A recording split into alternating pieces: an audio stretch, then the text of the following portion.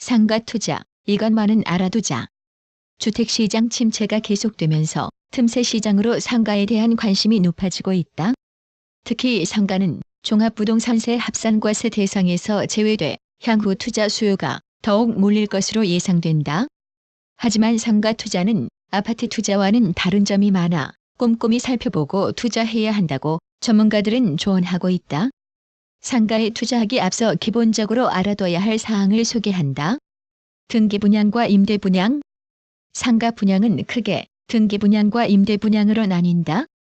등기 분양이란 계약 시 그에 따른 토지와 건물에 대한 소유권이 주어지는 형태를 말하는 것으로 일반적인 아파트 분양하고 동일한 의미라고 보면 된다.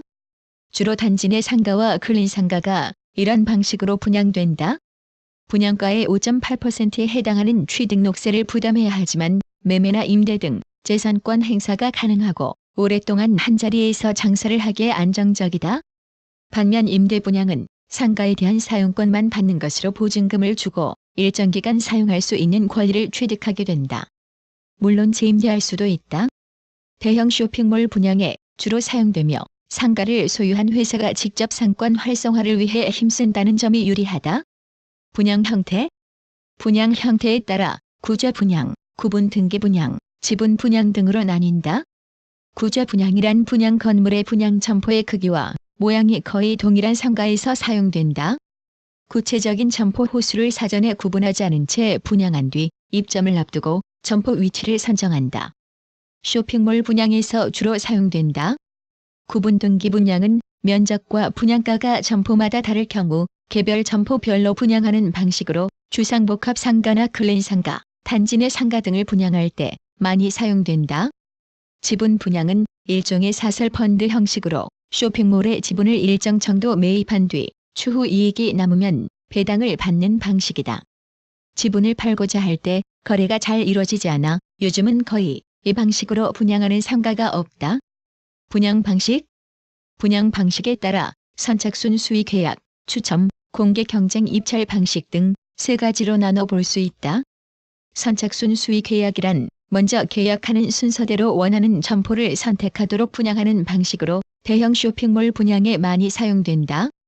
추첨 방식은 분양 희망자가 원하는 점포를 지정한 신청서와 함께 계약금을 낸 뒤 특정 날짜에 추첨을 거쳐 분양하는 형태다.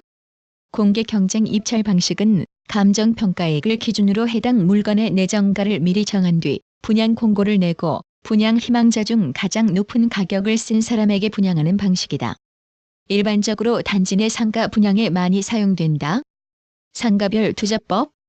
전문가들은 단지 내 상가의 경우 단지 규모가 500가구 이상은 돼야 하며 600에서 1000 가구는 내정가의 150% 미만, 1000가구 이상은 150에서 200% 선에서 분양받아야 수익이 나온다고 조언했다.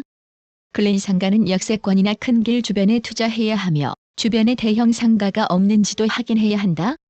대형 쇼핑몰의 경우에는 영화관 등 다양한 부대 시설을 갖추고 있는지가 중요하며 분양가 외에 상가 개발비 명목으로 추가로 비용이 드는 경우가 많기 때문에 사전에 확인해야 한다.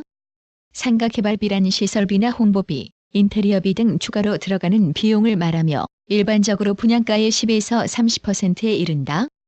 일부 상가는 분양 시 개발비에 대해 상세하게 알리지 않아 분쟁이 생기는 경우가 종종 있으며 특히 일부에서는 원래 목적과 다른 용도로 유용하는 사례까지 발생되고 있어 주의가 필요하다.